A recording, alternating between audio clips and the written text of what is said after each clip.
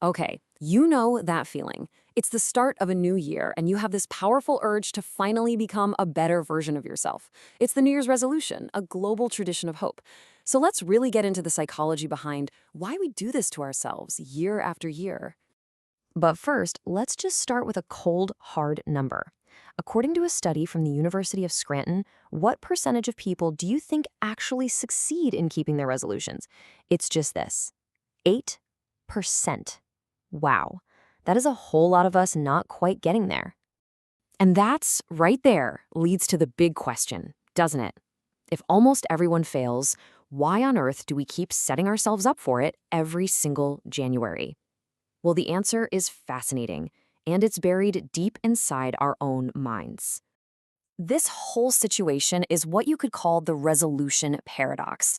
It's this strange cycle where millions of us feel this huge surge of motivation, we set these amazing, ambitious goals, and then, well, it all kind of fizzles out.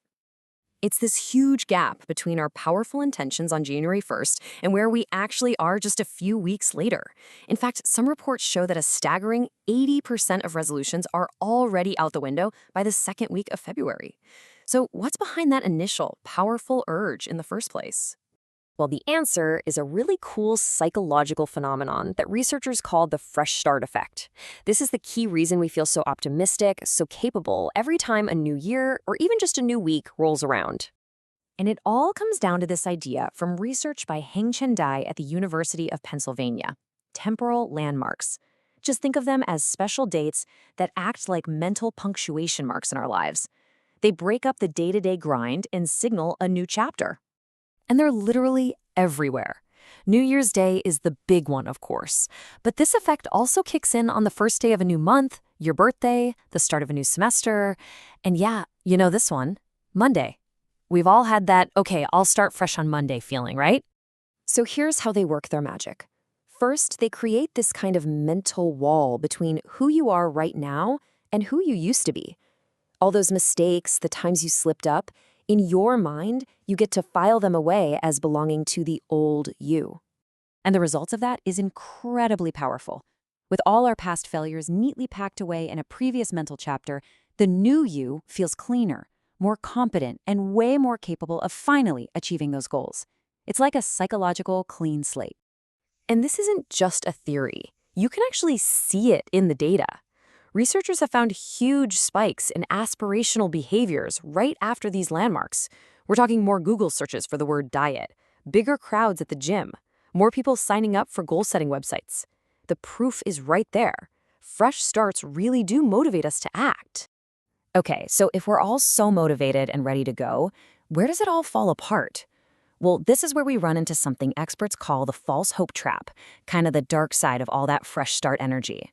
This term, false hope syndrome, was actually coined by sport and exercise psychologists, and it perfectly describes that cycle we all know too well. You start strong, you see some initial success, but then you ultimately fail to keep it going, and you end up right back where you started.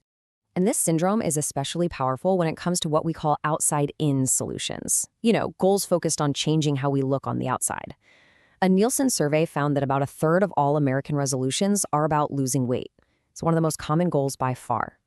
And here's the problem. We're often conditioned to believe that changing our bodies, that fitting some kind of thin ideal, is the key to happiness.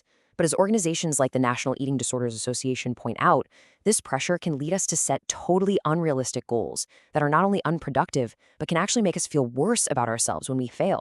So the big question is, how do we actually harness the power of a fresh start without falling into that false hope trap?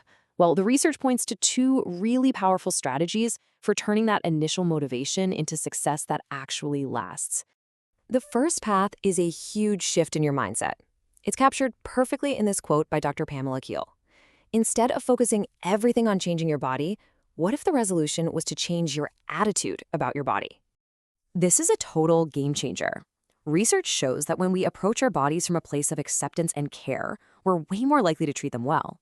We start thinking about nourishing food and joyful movement instead of treating our bodies like an enemy we have to fight and defeat. The second path is all about strategy. It's about really understanding what truly motivates you. See, extrinsic motivators, like, say, rewarding yourself with a new gadget, they're great for getting you started. but their effect doesn't last. The real key to long-term success is finding your intrinsic motivation. Intrinsic motivation just means finding genuine joy in the activity itself. So maybe it's time to expand your definition of exercise.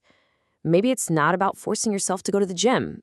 Maybe it's about finding an activity you actually think is fun, or something you can do with your family, or training for a challenge like a 5K, or just finding a community of people to support you. And this all comes together in a simple, practical, 3-step plan. First, be realistic with your expectations. Second, make your goals super specific and measurable, and start small to build momentum. And third, prepare for action. Get everything you need to succeed ready to go. So as the next temporal landmark approaches, whether that's a new year, a new month, or just another Monday, it really leaves us with a choice. Is this fresh start going to be about changing your body from the outside in? Or is it going to be about changing your relationship with your body from the inside out?